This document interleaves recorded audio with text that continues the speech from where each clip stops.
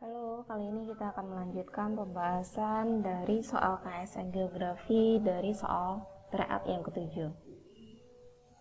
Yang pertama, indikator pembangunan ekonomi tidak termasuk pada pilihan di bawah ini adalah untuk indikator pembangunan ekonomi banyak faktornya. Di antaranya adalah urbanisasi, perpindahan penduduk dari desa ke kota. Yang kedua adalah pendapatan per kapita, berarti pendapatan per kapita bukan jawabannya ya, karena ini yang tidak termasuk. Selanjutnya struktur ekonomi. Kalau struktur ekonomi berhubungan dengan pertumbuhan ekonomi, jelas karena dia merupakan indikator dari pembangunan ekonomi suatu negara. Apakah negara tersebut masih tergolong negara berkembang atau nantinya bisa dijadikan sebagai negara maju.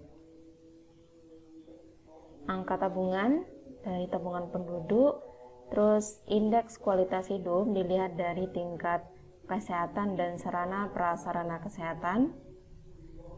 Indeks pembangunan manusia dilihat dari jumlah kelahiran, kematian, dan pertumbuhan penduduknya. Terus termasuk juga dengan pendidikan, kesehatan, tempat tinggal, apakah tempat tinggal penduduk dalam suatu negara itu bagus atau tidaknya, terus tingkat tinggi atau rendahnya kriminalitas dalam suatu negara, serta akses media untuk informasi yang ada di masing-masing negara. Di samping itu ada juga indikator pembangunan ekonomi meliputi 5 bagian. Laju pertumbuhan angkatan kerja berarti berhubungan apakah di negara tersebut banyak pengangguran atau tidak, berarti ini juga bukan jawabannya. Terus laju pertumbuhan penduduk, laju pertumbuhan modal manusia, laju pertumbuhan inflasi karena inflasi berhubungan dengan pertumbuhan ekonomi, laju pertumbuhan ekspor neto juga berhubungan dengan ekonomi. Jadi untuk soal ini jawaban yang bukan termasuk indikator pembangunan ekonomi adalah kemiskinan.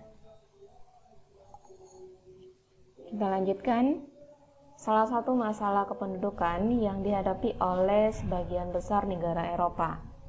Oke, sebagian besar negara Eropa. Negara Eropa ini adalah tergolong negara maju.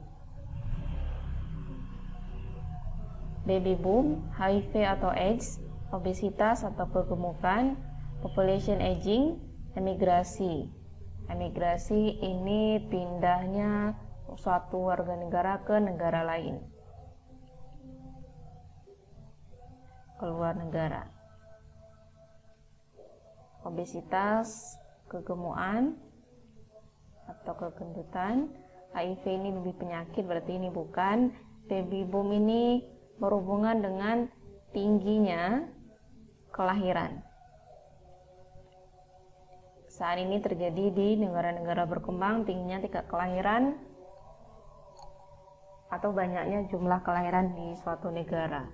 Jawabannya adalah population aging, di mana di negara Eropa, contohnya di sini adalah Jerman, Italia, dan Prancis. Semakin banyaknya penduduk yang berada di usia manula, mencapai 78 tahun untuk laki-laki, 82 tahun untuk perempuan. Berarti jika semakin banyak penduduk di usia manula, maka akan berpengaruh terhadap sedikitnya jumlah usia produktif. Makanya untuk beberapa negara yang ada di Eropa saat ini memberikan beasiswa untuk negara-negara berkembang agar bisa bekerja di negara mereka. Negara yang pada tahun 2050 diprediksi akan menjadi negara dengan penduduk terbanyak di dunia adalah, ini saat ini urutan dari jumlah penduduk di negara-negara yang paling banyak. 10, ada Cina sampai Meksiko. Cina sama India ini beda tipis saja jumlah penduduknya, tapi saat ini Cina melakukan pengurangan jumlah penduduk dengan memberikan sanksi kepada penduduknya. Sanksinya berupa apa? Jadi sanksi itu dikenakan bagi penduduk yang memiliki anak lebih dari satu.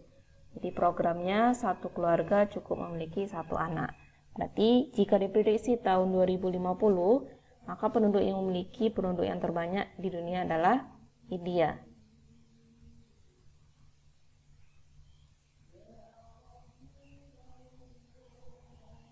Sabta Pesona ini berhubungan dengan kegiatan pariwisata, terutama untuk di Indonesia. Sabta ini artinya 7. Di pesona apa aja yang bisa menarik minat wisatawan sehingga bisa berkunjung kembali ke tempat negaranya atau ke tempat wisata tersebut. Yang pertama adalah aman, terus tertib, bersih, jadi lokasi wisata di tempat tujuan bersih dari sampah terutama ya. Terus sejuk dan indah, terutama untuk wisata alam. Terus ramah tamah berhubungan dengan masyarakat yang ada di sekitar tempat wisata yang kita kunjungi, serta kenangan. Kenangan ini bisa berupa makanan khasnya, terus bisa oleh-oleh. Jadi untuk soal ini yang termasuk 7 unsur Sabta Pesona adalah A. Aman, tertib, bersih, sejuk, indah, ramah tamah, dan kenangan.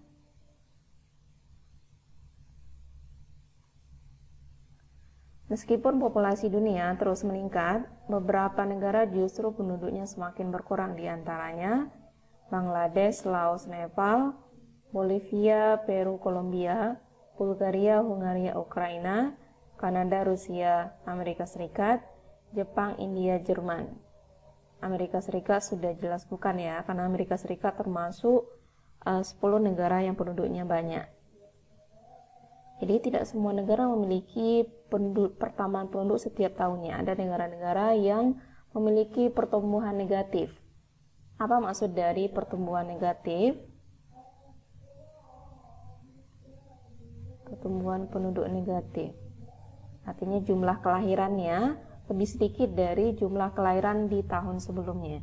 Jadi inilah 19 negara yang memiliki jumlah pertumbuhan penduduk negatif. Di antaranya berarti jawabannya adalah Bulgaria. Bulgaria min 0,71, Hungaria min 0,32%, dan Ukraina min 0,36%. Jepang termasuk iya, India, Jerman enggak, karena India merupakan negara nomor 2 terbanyak di dunia. Ini juga bukan.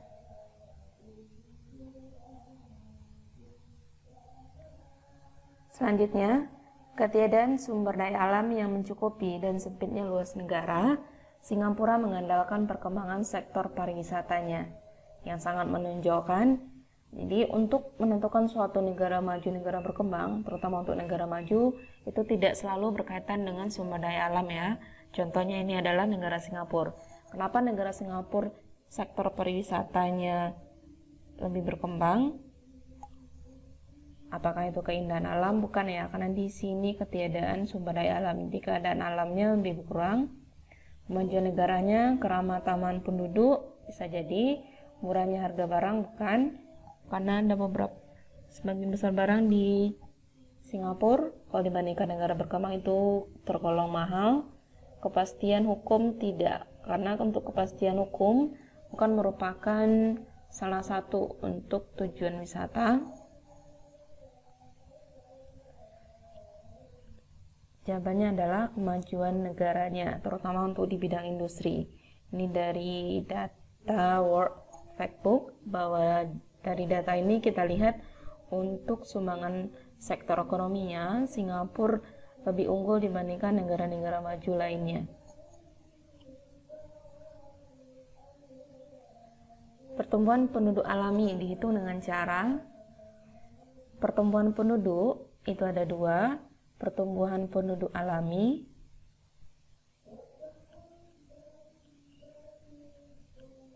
dan pertumbuhan penduduk total.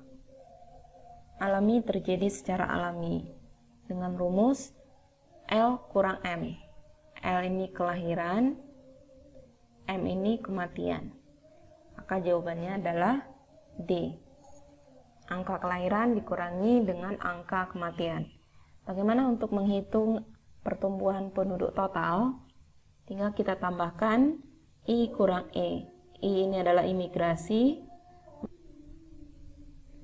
masuknya warga negara lain ke dalam suatu negara. Kalau emigrasi kebalikannya, keluarnya warga negara ke suatu negara.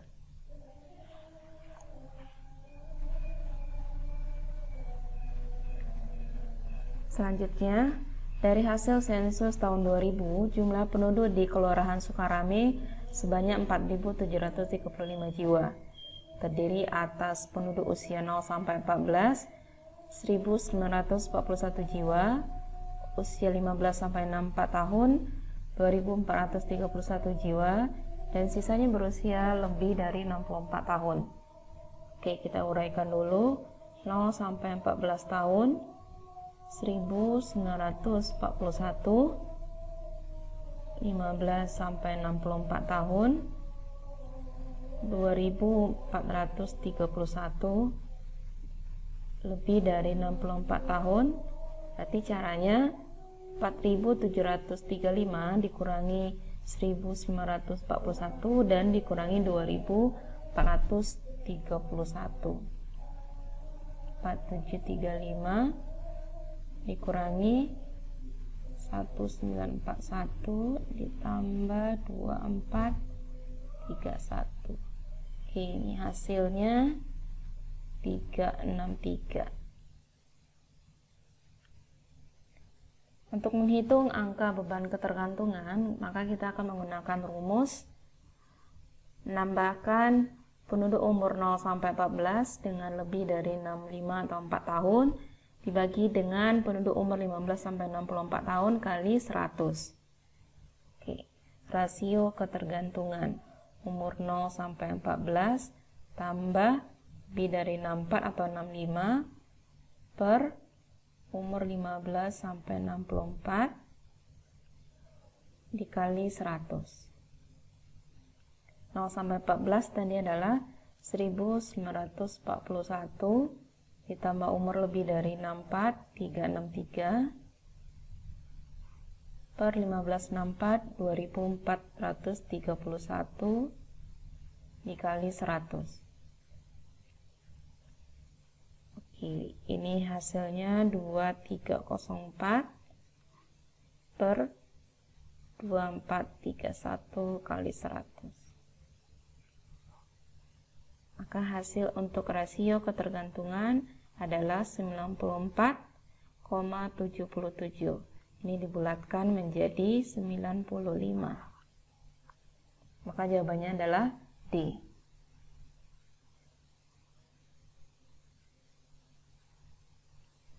Soal selanjutnya, contoh negara yang menunjukkan piramida stasioner.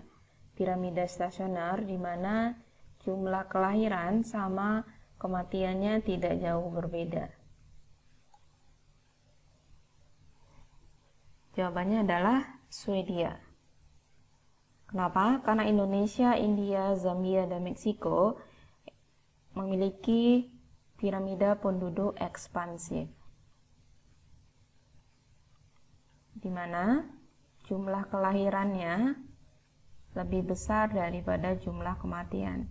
Dari mana kita tahu? Bisa dilihat di situs World Life Expectancy.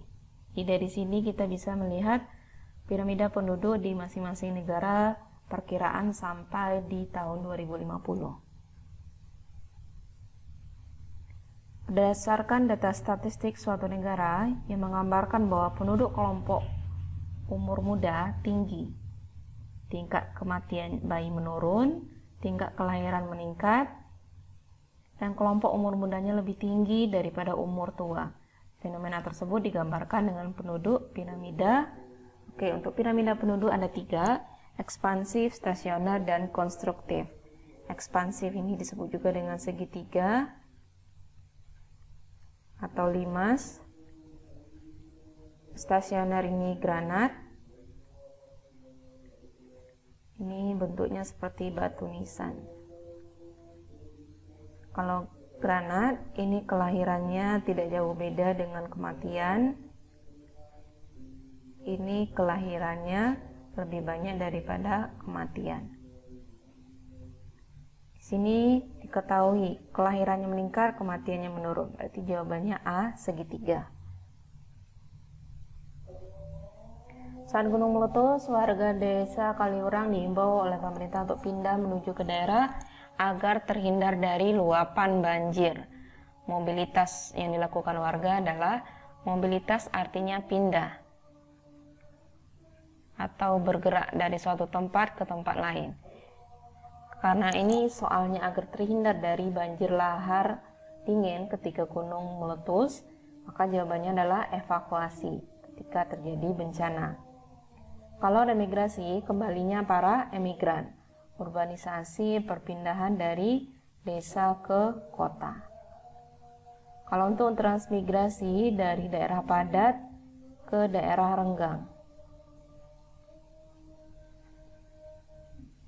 Soal selanjutnya, hambatan yang dialami bangsa Indonesia dalam memasuki transisi menuju masa industri, kecuali.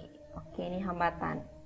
Dari 5 pilihan ini, modal tersedia terbatas ya, jaringan masih belum memadai ya, daya beli masyarakat masih rendah ya untuk barang-barang dalam negeri ya, tenaga terampil masih terbatas iya. Jadi yang kecuali adalah A, karena sumber daya alam yang ada di Indonesia itu sangat memadai.